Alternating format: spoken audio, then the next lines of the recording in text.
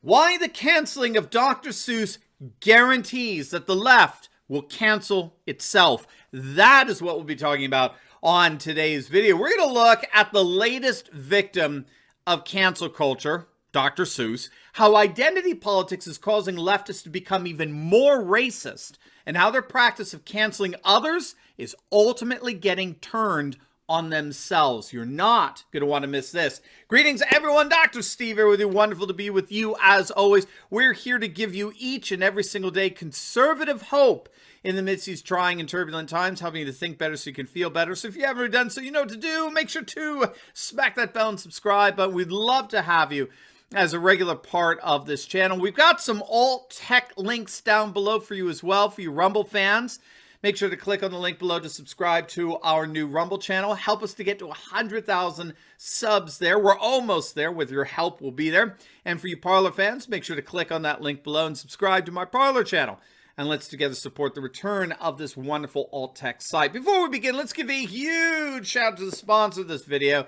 And that is Metabolic Greens Plus, available at my special website, greenwithsteveturley.com. Now, all you got to do is just add 1 scoop of this to your drink every morning in less than a month.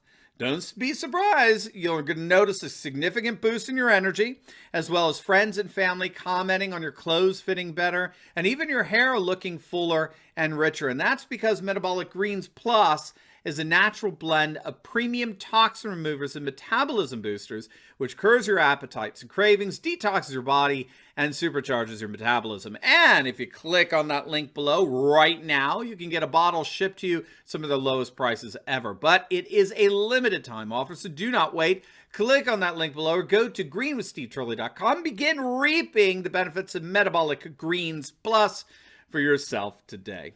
All right, gang, let's dive right in here. First, they came for Mr. Potato Head. Now they're coming for Dr. Seuss. The cancel culture left, which knows no bounds, which tried to neuter Mr. Potato Head last week, is now canceling the beloved children's author, Dr. Seuss. The publisher of Dr. Seuss books announced yesterday that they would no longer be publishing 6 books because of what they called their racist and hurtful imagery. According to the AP, the company which preserves and protects, Dr. Seuss's legacy, worked with a panel of educators and experts to review its catalog for racist and sensitive content. Did you hear that?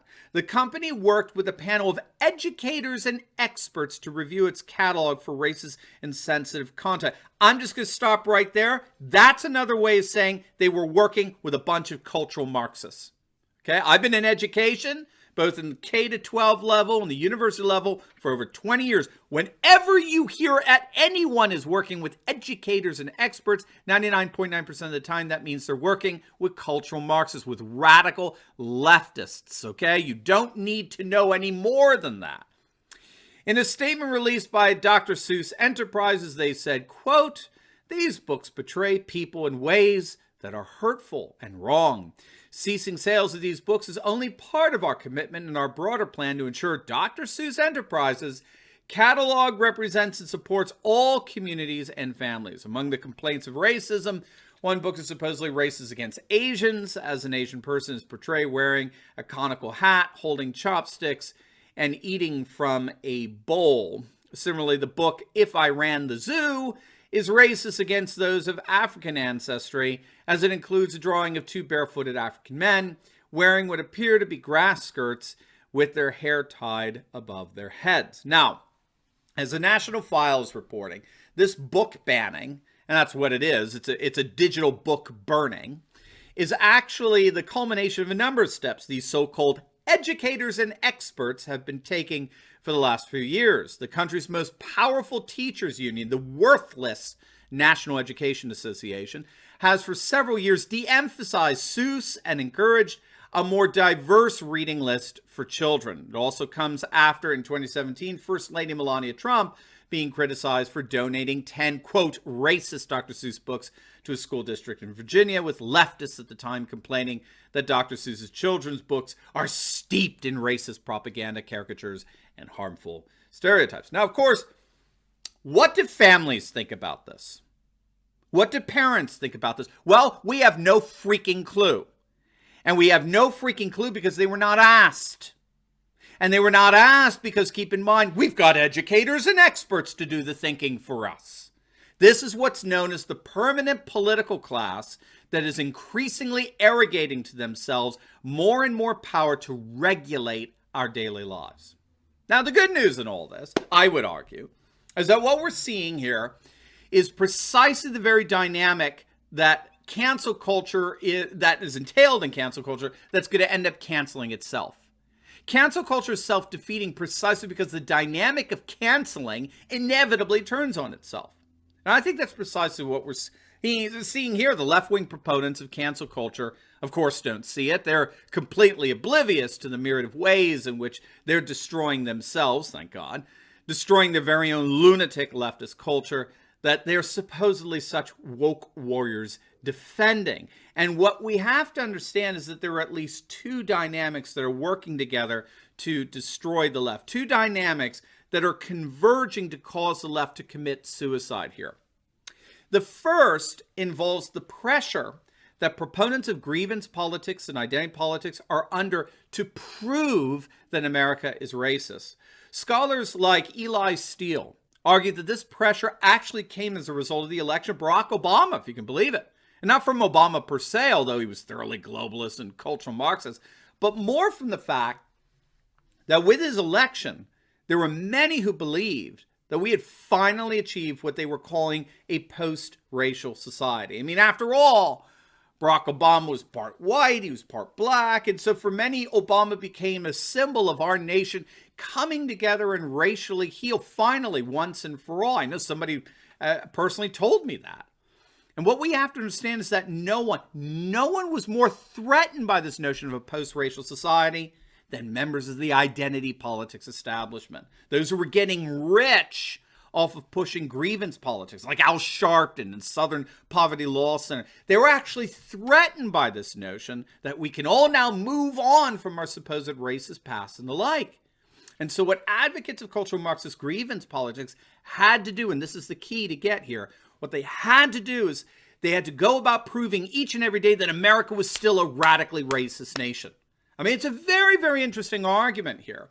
The election of Barack Obama forced proponents of identity politics to see more racism in our nation, not less. You got to let that hit you. The election of our supposedly first black president caused proponents of identity politics to see more racism in our nation, not less. And so Eli Steele this is how he understands the whole fiasco in 2012, the killing of Trayvon Martin.